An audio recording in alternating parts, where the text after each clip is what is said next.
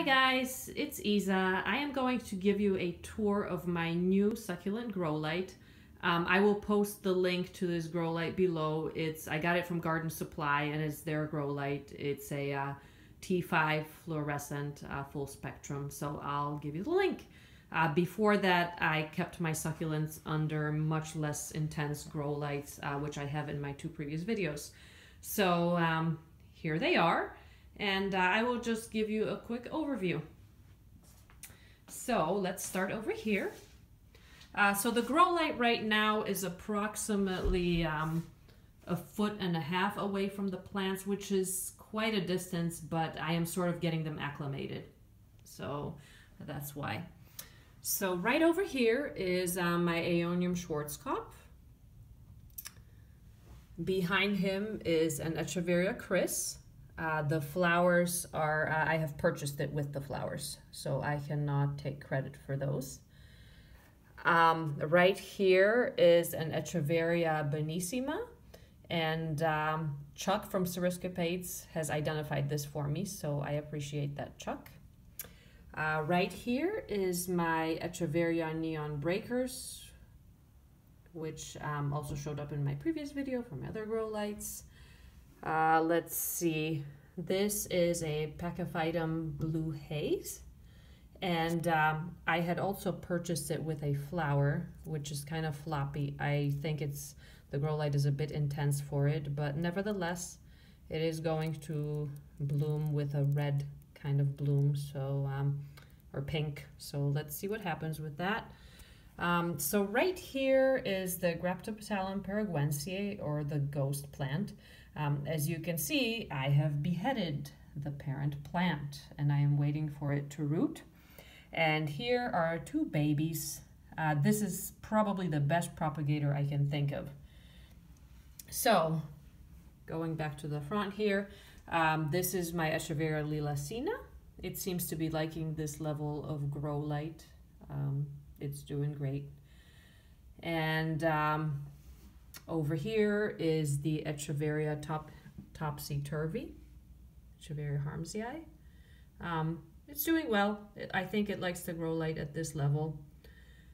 Behind it is a variegated ghost plant that I bought that was troubled, so to speak. And I think if you look, the new growth is actually healthy and the old growth is ridiculous, and it had some babies with it, so we'll see what comes of that.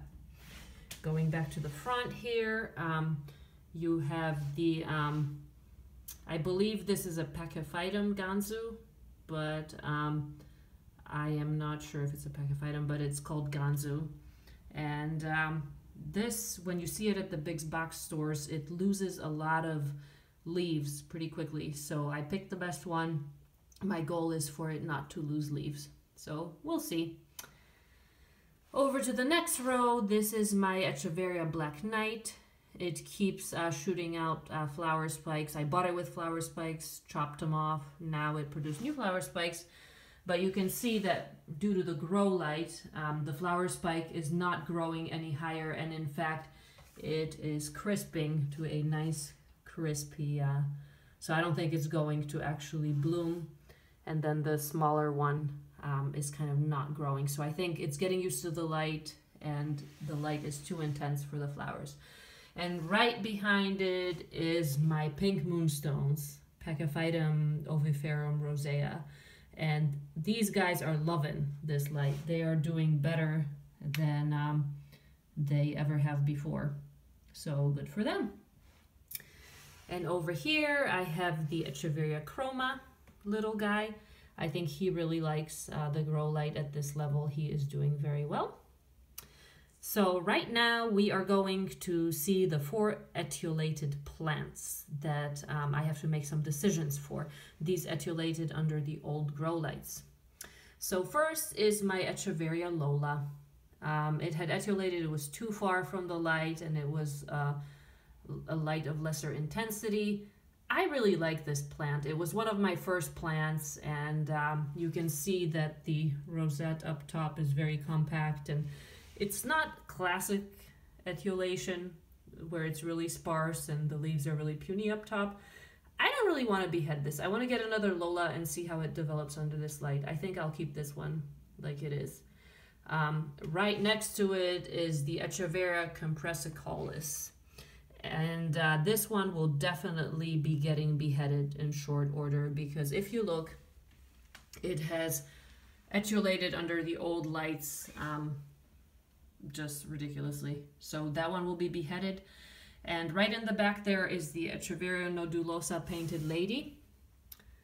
And well, the painted lady also suffered extreme etulation. It's kind of a cool looking plant with all these little red bumps and such, but I'll definitely be chopping it, and then it'll be gorgeous. I also think that it's really freaking out from this grow light. It's gotten very dark.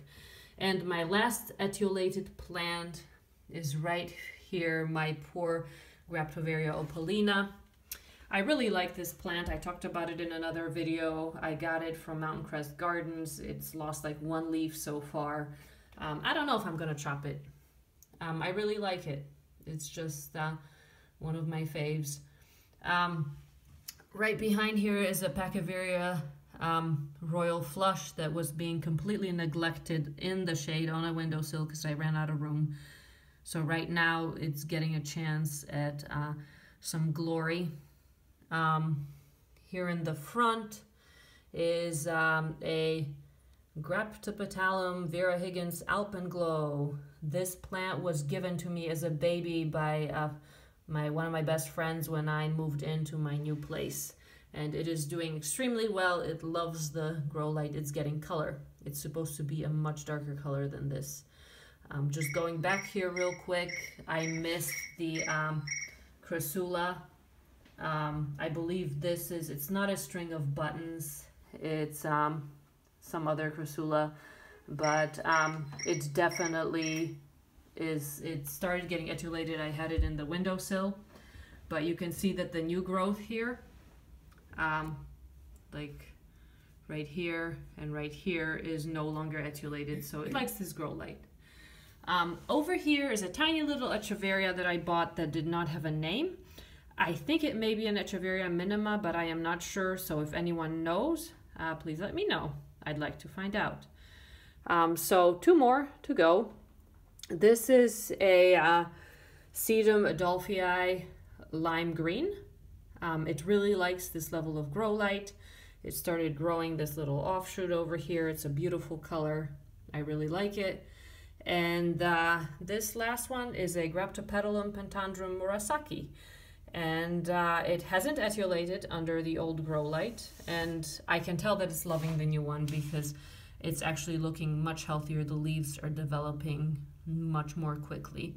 So I believe that I covered everything except for a little Sedum golden glow that is towards the other end that I already went over. So let me zoom out.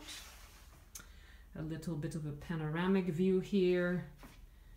And here you go. Here is the Sedum Golden Glow.